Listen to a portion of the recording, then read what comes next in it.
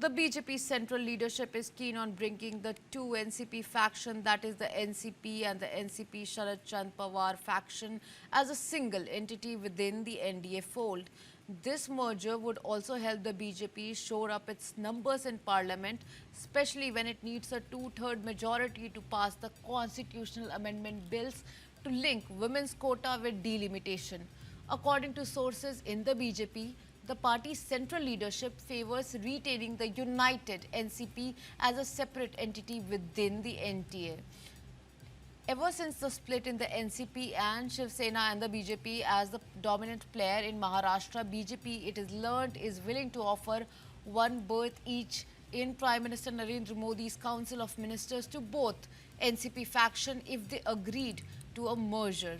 A number of senior party leaders, including NCP State President Sunil Tatkare, Working President Praful Patel and Chhagan Bhujbal are in favor of a more balanced power sharing agreement, it is learnt. Talks of an NCP merger gained currency after NCP's Praful Patel and Jayant Patel of NCP Pawar faction met Chief Minister Devendra Fadnavis on July 15th. Even as some initial discussions have taken place, internal strife within the NCP remains a constant concern for the party. Joining me on the broadcast is Shekhar Vijayan, political analyst. My first question, is the BJP trying to reunite the NCP for a numbers or for the stability or for the delimitation bill?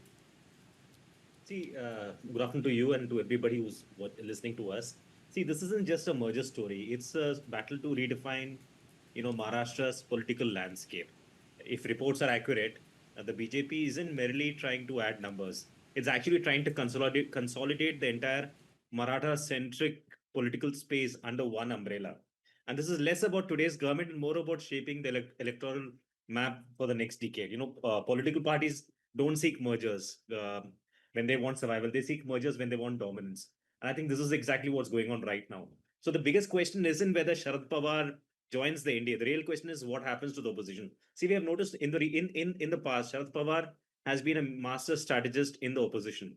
Now, if BJP is trying to get him in, or if he wants to join the BJP, I think it's going to work very well for the central government, and that's what they're really looking at. And I Unite. also Do you think that the Sharad Pawar faction and the Ajit Pawar faction will truly unite? see more than the unity, there are a lot of other things in display. Your ambitions, what they really want to do, what's going to be the succession plan, who's going to take over the thrones once. Uh, so the various things in display. What we see right now is a merger, but beyond that, it's almost like an iceberg. You have so many other things which are important, which they want to focus on. So what we see is obviously the optics, where we see that whether Sharad Pawar will unite or not. But I think there's a lot of discontentment within the party itself, because a lot of these power heads want to be at the top, right? And with Sharad Pawar being at the top, they wouldn't want to upset the apple cart. It's not. I believe it's this is not just about the arithmetic. The merger is more about strategy and more about elections. And also, we've noticed that coalition politics is the blueprint for the future. Any party, if they want to win elections now, they cannot just depend on absolute majority. They have to have a coalition partner in when they're getting into local politics, or when they get into politics in different states. And that's what BJP is doing right now, because BJP knows how to win elections, and they've also realized if they need to win big in Maharashtra under one umbrella, they have to do this. There is no other way out. Talking about coalition and talking about that how it is the only way forward, do you not think that this is also eating away other smaller parties? Like you have so many parties in different states, regional parties, and now they are part of the broader coalition, and you don't see them performing that well. Yeah. So, like I said earlier, I think the merger is always about ambition. The merger is always about how they can take things forward. The merger is always about uh, and what is the planning going to happen? How are they going to take things forward? What are the ambitions in play? Ultimately, people vote for ideology. People also vote for their candidate. And what we are really looking here is, if their ambitions are not met, how do these parties really help them out? The parties also realize within their own regional parties, they're not getting a chance to move up or grow up. And with BJP, which is obviously the richest party, they think they can, they can make a move there. And it's not just going to happen in BJP. I think this is going to be the future of politics. I feel with elections happening around the corner in the next 6 to 8 months across UP and various other states, you will have coalition politics happening. You will have breakaway factions happening, and we've seen that in the past, right? We've seen that happen when TMC lost in West Bengal. We have a breakaway faction which is willing to join the NDA. So BJP is also going to play their cards very close to the chest. We've not got an official confirmation from BJP as yet. It's just that the rival factions are talking about it. But BJP plays the cards very close to the chest. You really don't know what's happening until it really happens. Definitely, it feels like there is no ideology in politics. So you have people criticizing a particular thing 6 months ago, and then they are merging, and there is coalition, and now they are in the same plate. So there is no ideology in politics. There's only ambition, as you said. Absolutely, there's no this ideology. See, we have reached a situation right now where the regional players play a more important role. We have seen that in the case of TVK, the way Vijay won, and say, for example, in Tamil Nadu. You have identity politics is there, but more than that, the voter is more interested in knowing whether you are solving the issues for him or her. And I think what people have realized, what the parties have realized with BJP at power, you want a double engine ki sarkar, which BJP keeps talking about, and which these regional parties keep talking about. Sharad Pawar, for a long time, has been BJP's most feared opposition, most feared strategist. And if they get him on the fold, I think the game is done. That's how they're looking at it. And Sharad Pawar is also willing to, be a kingmaker and join the opposition party. As I said earlier, BJP is not really told what's going to happen here. It's just, the rival factions which are, making these conspiracy theories. We will know more, I think, once the monsoon session starts, because BJP needs those actual numbers also to pass more bills. If they don't have those numbers, they cannot pass the bill. So they need more people to join the party too, and that's why they have, you have different leaders from different parties willing to join them. And ideology is important, but more important for them, I think, is power and staying on the top.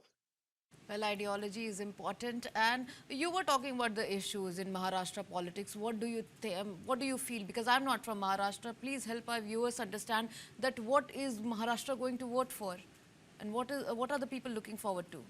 See, people are looking, for a normal person like you and me, and for everyone in Maharashtra, I think what people are looking for is job employment. What people are looking for is law and order. What people are looking for is civic sense. Those are the three things which are important. You want jobs to be created. You want an identity of your own to be created. And the third thing which you want is, you want, a good infrastructure. And we have seen governments failing in this across India. We've seen, in the last 1 month, we've seen potholes, incidents happening, bridges falling, leaking infrastructure. Now, what are voters really voting for, be it in Maharashtra or be it in Kerala, be it in Tamil Nadu, is the Gen Z, which is they want their promises to be maintained, their promises to be delivered, ultimately in terms of infrastructure, ultimately in terms of civic sense, ultimately in terms of job And is creation. the NDA delivering that promise? You said the Gen Z is voting for infrastructure, they are voting for better roads, better education. Is the government in power actually delivering that? Because they have been in power. Now it's been a while. Yes, they have been in power for the last 12 years. And when you're in power for 12 years, it is a mixed bag. And we've seen the kind of things which is happening around us.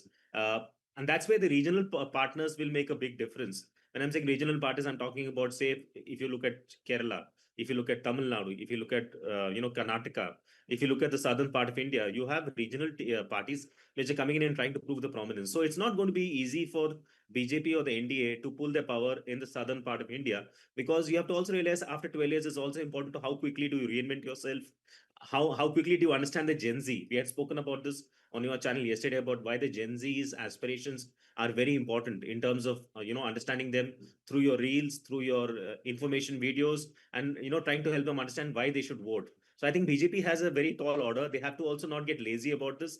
We have seen a lot of infrastructural issues happening in the recent past. We've also seen that a lot of people are very disgruntled with the government right now. So the government has a vision, has a mission. They have to follow this up. They have to show the same promise they had when they started the government. There needs to be leadership. There needs to be strong leadership at all levels. You cannot expect one man, that is the prime minister, to deliver on all fronts. You do need to have a good team which manages this. What we have seen is that there are cracks in terms of communication. There are cracks in terms of how they could deliver. They have the potential. They have the wherewithal. Now it's very important for them to deliver, and very important for them to build the credibility which they built over the last 12 years, because there are other parties which are also breathing down the neck. And I think TVK is the best example of it. And there will be other regional parties which will be also coming to the fore. I think it all boils down to what the voter wants, what the voter needs, and how politically agile is a voter in terms of how well do you understand the geopolitics, how well do you understand what's happening around you, and how clear are you in terms of what you want from your elected representative. The top three issues, like I said, infrastructure, job creation, and law and order. If these three things are not met, then you would not vote for that party. Definitely, and thank you, Shekhar, for joining us.